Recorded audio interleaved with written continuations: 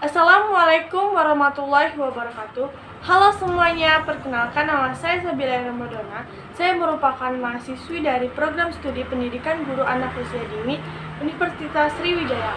Baiklah, di sini saya akan membahas sejarah pendidikan pada masa Orde Lama. Dan ada 4 materi yang akan saya bahas.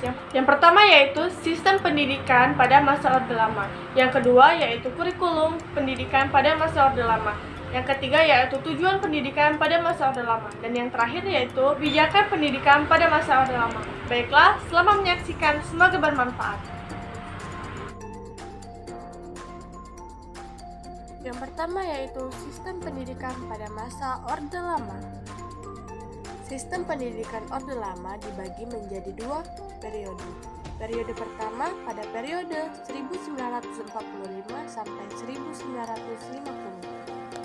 Dan pada periode ini dibagi menjadi 8 pendidikan. Yang pertama yaitu pendidikan rendah, yang kedua pendidikan guru, yang ketiga pendidikan umum, yang keempat pendidikan kejuruan, yang kelima pendidikan teknik, yang keenam yaitu pendidikan tinggi, yang ketujuh pendidikan tinggi Republik, dan yang terakhir yaitu pendidikan tingkat tinggi pendudukan Belanda.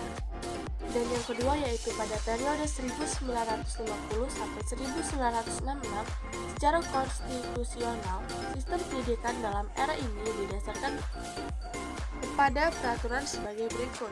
Yang pertama, Undang-Undang Pokok Pendidikan Nomor 4 Tahun 1950, Jukto Nomor 12 Tahun 1954. Dan yang kedua, Undang-Undang Nomor 2 Tahun 1602 tentang Perguruan Tinggi, Penetapan Presiden Nomor 5 Tahun 1965. Dan yang kedua yaitu kurikulum pendidikan pada masa Orde Lama.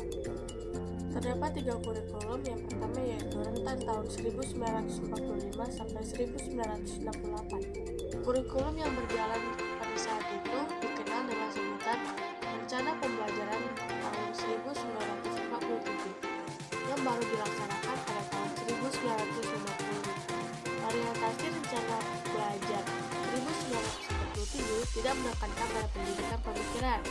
Yang diutamakan adalah pendidikan watak, kesadaran bernegara dan bermasyarakat. Dan yang kedua yaitu Rencana Pembelajaran Terurai 1952. Kurikulum ini lebih merinci setiap mata pelajaran yang disebut Rencana Pembelajaran Terurai 1952. Silabus mata pembelajarannya jelas sekali, dan seorang guru mengajar satu mata pelajaran. Pada masa ini memang kebutuhan peserta didik akan ilmu pengetahuan lebih diperhatikan, dan satuan mata pembelajaran lebih dirincikan. Dan yang terakhir yaitu kurikulum 1964. Pada kurikulum ini berfokus pada pengembangan daya cipta, rasa, krasa, karya, dan moral.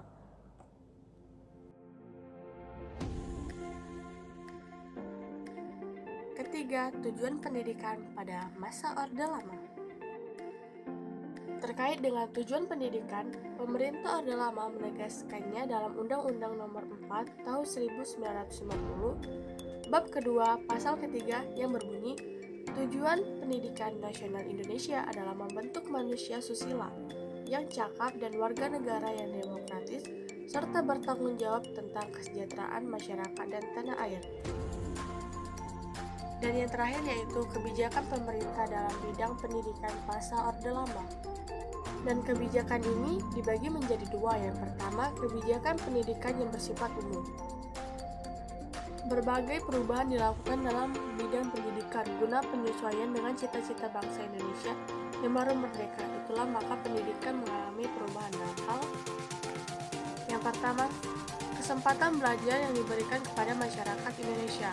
Yang kedua, landasan ideal pendidikan di Indonesia. Yang ketiga, tujuan pendidikan di Indonesia. Yang keempat, sistem persekolahan di Indonesia. Kebijakan yang kedua yaitu kebijakan pendidikan yang berkaitan dengan pendidikan agama. Badan Pekerja Komite Nasional Indonesia Pusat menyampaikan rekomendasi kepada pemerintah yang isinya madrasah dan pesantren yang pada dasarnya merupakan salah satu alat sumber pendidikan dan pencerdasan rakyat jelata yang sudah berakar dan menguat dalam masyarakat Indonesia. Umumnya, hendaknya pula mendapatkan perhatian dan bantuan nyata berupa tuntunan dan bantuan material dari pemerintah. Baiklah, itu saja penjelasan dari saya mengenai sejarah pendidikan pada masa Orde Lama. Bila saya ada salah-salah kata, saya mohon maaf. Pada Allah, saya mohon ampun. Wabillahi taufiq wal hidayah. Wassalamualaikum warahmatullahi wabarakatuh.